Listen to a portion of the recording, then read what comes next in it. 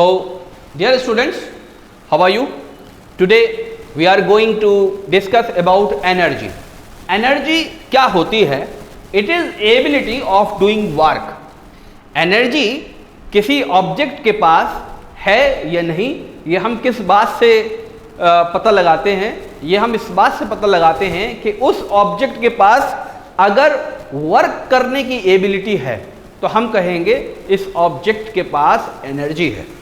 Sometimes this word ability, ये word जो basically ability है जिसको हम एनर्जी कहते हैं, इसकी जगह मैं लिखता हूं कैपेबिलिटी. समटाइम्स कैपेबिलिटी की जगह लिखा जाता है कैपेसिटी. तो कैपेसिटी हो या कैपेबिलिटी हो या आपकी एबिलिटी हो, ये तीनों ही चीजें इंटरचेंजेबली हम यूज करते हैं एनर्जी के लिए. Suppose there is an object, suppose एक ऑब्जेक्ट है, ठीक. अगर इसके पास एबिलिटी है कोई वर्क करने की तो हम कहेंगे इट पॉजेस एनर्जी. इसके पास एबिलिटी है या कैपेबिलिटी है या आपके जो है कैपेसिटी है वर्क करने की. वर्क इन फिजिक्स, वर्क को हम कैसे डिफाइन करते हैं? In physics, if there is a displacement in the presence of external force then a work is said to be done. अगर कोई डिस्प्लेसमेंट होता है किसी एक्सटर्नल फोर्स की प्रेजेंस में तो हम कहते हैं कि कोई वर्क हुआ. बात समझ में आई? ये कब होगा? जब इसके पास कोई एबिलिटी होगी. एबिलिटी किस चीज की? वर्क करने की. तो हम कहेंगे इसके पास एनर्जी है. अब इस जुमले को मैं दूसरे तरीके से कहना चाहता हूं. मैं पहले ये कह रहा हूं कि इसके पास एनर्जी है, इसका मतलब इसके पास वर्क करने की एबिलिटी है, ये वर्क कर सकता है. दूसरा जो तरीका है कहने का वो ये है कि अगर इसके ऊपर वर्क किया जाएगा, अगर इसके ऊपर वर्क किया जाएगा तो इसके पास एबिलिटी आ जाएगी, इसके पास एनर्जी आ जाएगी. बात समझ में आई? इसके अंदर एनर्जी स्टोर हो जाएगी. तो वर्क और एनर्जी दोनों इंटरचेंजेबली यूज होते हैं, दोनों इंटरचेंजेबली कन्वर्ट होते हैं. यूज नहीं, कन्वर्ट होते हैं. दोनों की जो यूनिट होती है, एसआई यूनिट, वो जूल्स होती है. हमने अब तक ये सीखा. बहरहाल, तो ये अभी तक मोटी मोटी बातें हैं एनर्जी के बारे में. अब एनर्जी के हम डिफरेंट फॉर्मेट स्टडी करना चाहते हैं, उससे पहले हम कुछ एग्जाम्पल्स देख लेते हैं. सपोज वी आर हैविंग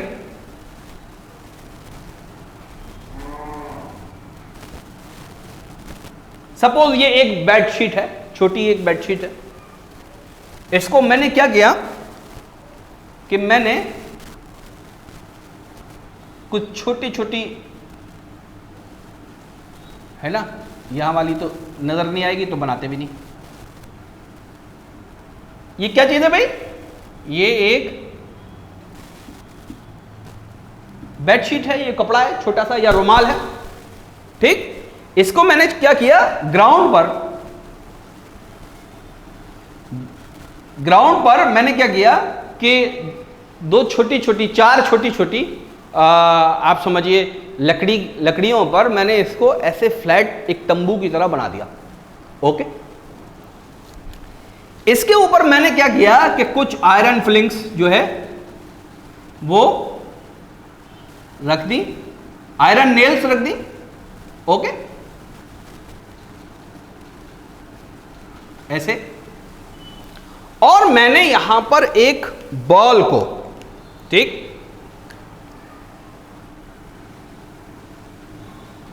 ये रेड कलर की बॉल है, मैंने इसको भी रख रखा है. अब मैंने सवाल किया कि क्या ये बॉल कोई वर्क कर रही है? इसने कोई वर्क किया? तो आंसर मिलेगा नो, इसने कोई वर्क नहीं किया. अब मैं इस बॉल को पकड़ता हूं और इस बॉल को पकड़ के ऐसे एक हाइट प्रोवाइड कर देता हूं इसको, और ये एक हाइट पर यहां से यहां तक कुछ h मीटर ऊपर मैं इसको ले गया. मैंने क्या किया, मेरे पास जो मेरी मसल्स में एनर्जी थी, वो एनर्जी मुझे कहाँ से मिली थी? वो मुझे फूड से मिली थी, केमिकल एनर्जी की फॉर्म में फूड में एनर्जी थी, वो मैंने खाया था और मेरे पेट में जाकर वो फूड की जो बॉन्ड्स थी वो टूटी थी और ऐसा केमिकल रिएक्शन हुआ था कि उससे मुझे एनर्जी मिली थी और मेरी बॉडी के अंदर एनर्जी स्टोर हो गई थी मेरी मसल्स में। मैंने अपनी मसल्स के ज़रिए इसको पकड़ा और इसको अपनी एनर्जी ट्रांसफ़र कर दी, यानी मैंने इसके ऊपर वर्क कर दिया। जब मैंने वर्क कर दिया तो वो एनर्जी जो फूड में थी, फूड से वो एनर्जी मुझ में आई और मुझसे वो एनर्जी कहाँ चली गई? इस बॉल को चली गई। तो मैंने इस बॉल के ऊपर कोई वर्क कर दिया। अब मैं यहां से इस बॉल को रिलीज करता हूं। क्या करता हूं मैं? रिलीज करता हूं, छोड़ देता हूं। तो मैं ये देखता हूं कि ये इसकी वेलोसिटी इंक्रीज होती है। अभी हमने ग्रेविटेशन में पढ़ा है। तो ये एक बहुत सारी वेलोसिटी से यहां इससे टकराता है। उस टकराने के बाद मैं ये देखता हूं ये आयरन रेल्स सारी की सारी ऊपर हवा के अंदर उड़ती है, यानी अब वर्क करने लगे ये बॉल। पहले भी ये बॉल इस चादर से या इस बेडशीट से या इस रुमाल से टकराई हुई, टच हुई हुई थी। पहले कोई वर्क नहीं कर रही थी, अब भी आके टच हुई, लेकिन अब इसने वर्क किया। अब इसने वर्क क्यों किया? क्योंकि मैंने इसके अंदर एनर्जी एक स्टोर कर दी थी। ओके, तो हमने देखा कि एनर्जी के डिफरेंट फॉर्मेट होते हैं।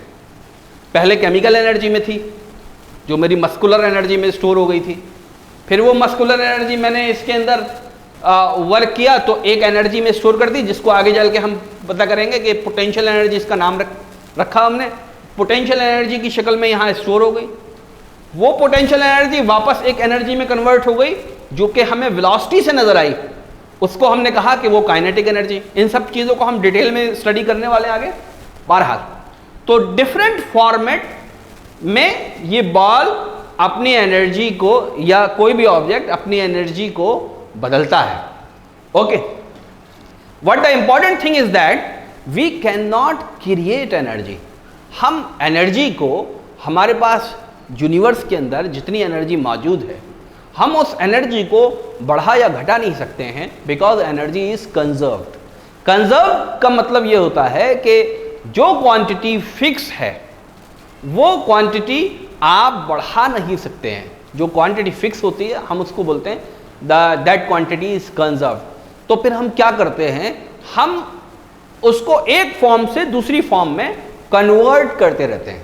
ठीक, अगर किसी के पास एनर्जी है तो वो वर्क में कन्वर्ट हो जाएगी और जहां वर्क हो रहा है उसके पास एनर्जी स्टोर हो जाएगी। तो एनर्जी जो है अपनी फॉर्म बदलती रहती है और इस फॉर्म के बदलने पर वर्क हो जाता है। बात समझ में आई? इस फॉर्म के बदलने पर वर्क हो जाता है। इस चीज को हम आगे डिटेल में स्टडी करने वाले। एक और एग्जांपल देखते हैं। Suppose we all are familiar with a game known as carrom, जिसके अंदर डिस्क होती हैं जिसको हम गोटीज भी बोलते हैं। ठीक, तो ये उसके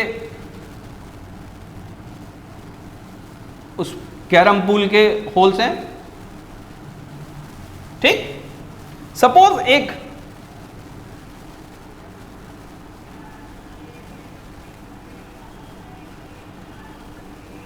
गोटी है, सपोज रेड कलर की। ठीक, और जो एक मेन सिंगल गोटी होती है, सिंगल डिस्क होती है, जिसको हम स्ट्राइकर कहते हैं। हमने क्या किया? उस स्ट्राइकर को यहां इसके पास ऐसे रख दिया, टच कर दिया। अब हम पूछते हैं कि क्या इस स्ट्राइकर ने कोई वर्क किया इस पर? तो आंसर मिलेगा no, there is no work, because there is a mass but there is no displacement. क्यों ऐसा क्यों हुआ? क्योंकि ये इसके ऊपर कोई फोर्स नहीं लगा रहा। वर्क की डेफिनेशन क्या थी? Work is equal to F dot d. Displacement यहां पर है तो पता ही चलेगा कि डिस्प्लेसमेंट नहीं है। डिस्प्लेसमेंट क्यों नहीं है? क्योंकि यहां पर कोई फोर्स ही नहीं है। बात समझ में आई? फोर्स क्यों नहीं है?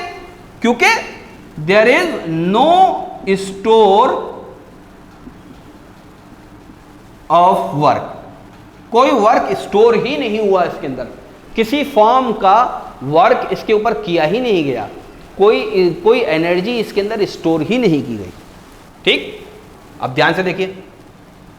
अब मैं ये करता हूं कि इस स्ट्राइकर को पीछे लेकर आता हूं, ठीक, यहां लेकर आता हूं, और यहां से मैं अपने फिंगर्स की मदद से, ठीक, ऐसे मारते हैं, फिंगर्स की मदद से इस स्ट्राइकर को एक वेलोसिटी देता हूं। फिर वही बात, केमिकल एनर्जी जो मेरी मसल्स में थी, मस्कुलर एनर्जी की फॉर्म में, उसको मैंने इस स्ट्राइकर को दिया in terms of kinetic energy. मैंने इसको एक वेलोसिटी दी, ये स्ट्राइकर इस तरफ चलता है और यहां अब इस गोटी को आके टकराता है।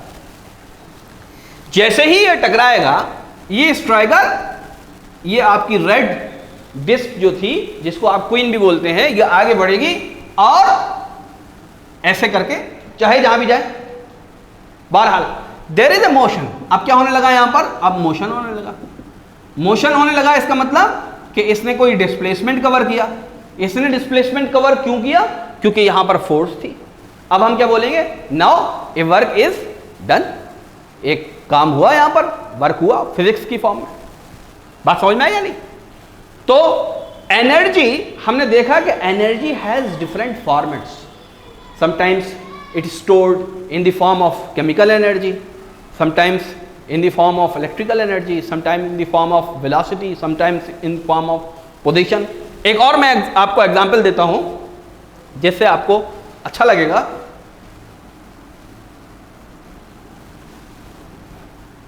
मैं ये चीजें आपके इरेज कर देता हूं पहले। एक एग्जांपल और बहुत, जिसको आपको डिटेल में पढ़ना है 11th क्लास में।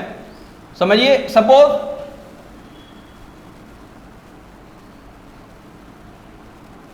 there is a spring,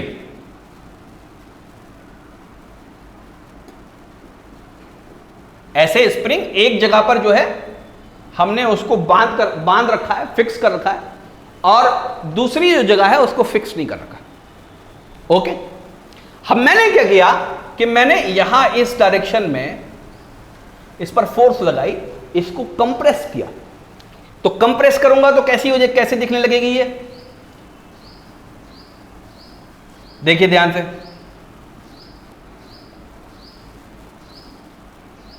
ऐसी हो जाएगी। बात समझ में आई? कंप्रेस करने के बाद कैसी हो गई है? ऐसी हो गई। नाउ आपने देखा होगा कि छोटे बच्चों के जो खिलौने होते हैं वो, उसमें स्प्रिंग होती है और ऐसी एक बुलेट लंबी सी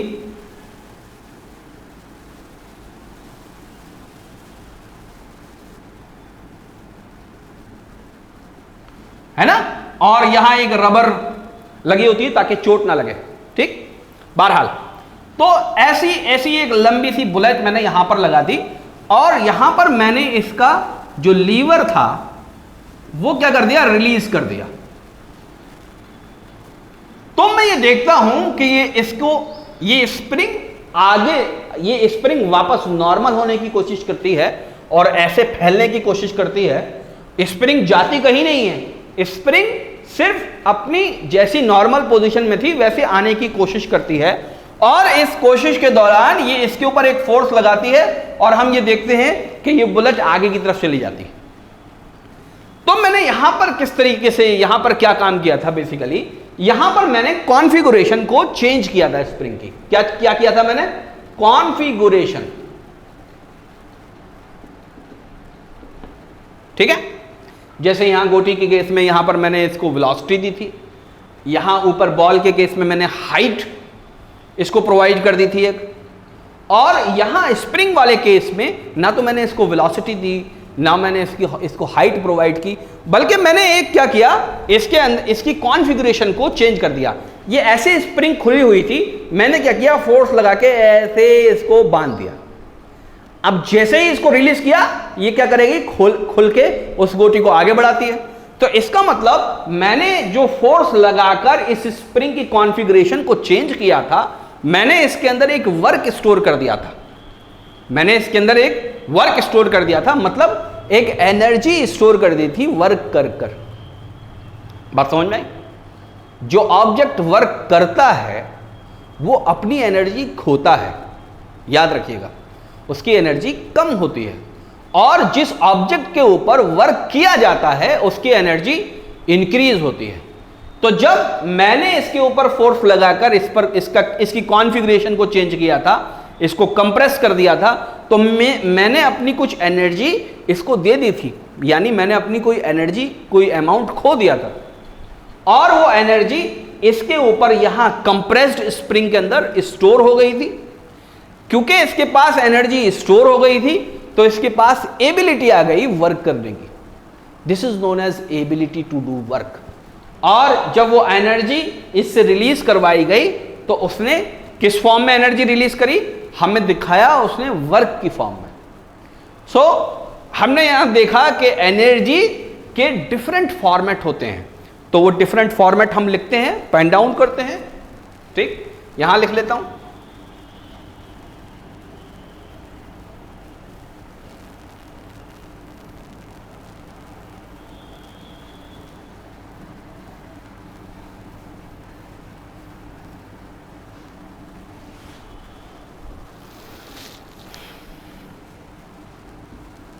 Energy has different format। ठीक, एक बहुत इंपॉर्टेंट फॉर्मेट है काइनेटिक एनर्जी। काइनेटिक एनर्जी में आप देखेंगे कि आप किस शक्ल में स्टोर करते हैं या किस तरह से पहचानते हैं उसको।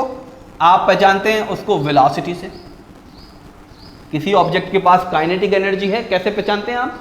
वेलोसिटी से पहचानते हैं। दूसरा एक फॉर्मेट है पोटेंशियल एनर्जी। पोटेंशियल एनर्जी को आप कैसे पहचानते हैं? पोटेंशियल एनर्जी को आप हाइट से पहचानते हैं, पोटेंशियल एनर्जी को आप कॉन्फ़िगरेशन से पहचानते हैं। ठीक है, ये स्प्रिंग वाली एग्जाम्पल में भी पोटेंशियल एनर्जी ही होती है। ठीक, in the class up to 9th level हम सिर्फ पोटेंशियल एनर्जी हाइट की शक्ल में पढ़ाते हैं, और 11th क्लास में जब हम पहुंचते हैं तो हम देखते हैं पोटेंशियल एनर्जी के बहुत सारे फॉर्मेट होते हैं। पोटेंशियल एनर्जी की बहुत सारी क्लासिफिकेशन होती हैं, या बहुत सारे ऑब्जेक्ट पर हम पोटेंशियल एनर्जी को स्टडी करते हैं, जिसमें स्प्रिंग भी एक ऑब्जेक्ट है। तो पोटेंशियल एनर्जी, और हम क्या देखते हैं? Electrical energy. इलेक्ट्रिकल एनर्जी को हम किस चीज से पहचानते हैं? इलेक्ट्रिक पोटेंशियल से, इलेक्ट्रिक पोटेंशियल से, या करंट से पहचानते हैं हम, इलेक्ट्रिक करंट से पहचानते हैं। ठीक, एक फॉर्मेट होता है केमिकल एनर्जी। केमिकल एनर्जी कहां स्टोर होती है? बॉन्ड्स में स्टोर होती है, या बॉन्ड्स के टूटने से वो रिलीज होती है। ठीक, एक पांचवा फॉर्मेट हम पढ़ते हैं हीट एनर्जी। हीट एनर्जी को हम किस चीज से पहचानते हैं? हम टेम्परेचर से पहचानते हैं हीट एनर्जी को। ठीक, हमने देखा कि पानी को आप गर्म कर कर स्टीम बना लीजिए, स्टीम को फर्दर गर्म कर कर सुपर हीटेड स्टीम बना लीजिए, और उस स्टीम के जरिए हम हीट इंजन को जो है वो ड्राइव करवाते हैं। बात समझ में आई? तो ऐसे और भी बहुत सारे फॉर्मेट हो सकते हैं जिनकी शक्ल में हम एनर्जी को हम पढ़ते हैं। अभी फिलहाल हम काइनेटिक एनर्जी और पोटेंशियल एनर्जी को पढ़ेंगे। इन दोनों को अगर मिलाकर देखें तो ये इन दोनों का नाम क्या है? बेसिकली ये किसकी फॉर्म है? ये मैकेनिकल एनर्जी की फॉर्म है। किसकी फॉर्म है? मैकेनिकल। पहली दो काइनेटिक एनर्जी और potential energy basically mechanical energy की दो अलग अलग फॉर्म है जो इंटरचेंज होती रहती हैं एक दूसरे में। इन दोनों को मिला के हम बोलते हैं मैकेनिकल एनर्जी। तो आपके लेवल पर हमें मैकेनिकल एनर्जी को स्टडी करना है, उसके छोटे छोटे डेरिवेशंस हैं और 2-3 और आपके छोटे छोटे क्वेश्चंस हैं। अब से हम ये करेंगे कि जो भी हम थ्योरी पढ़ाते चले जाएंगे उसके न्यूमेरिकल हम बाद में सॉल्व करते ही हैं, आपने देखा होगा। अब हम जो भी थ्योरी के हमारे लेक्चर्स होंगे उन्हीं के वीडियोस के अंदर हम क्या करेंगे कि लिंक डिस्क्रिप्शन में उनसे रिलेटेड क्वेश्चंस के वीडियो जब शूट हो जाएंगे तो फिर हम उसके अंदर पेस्ट कर देंगे।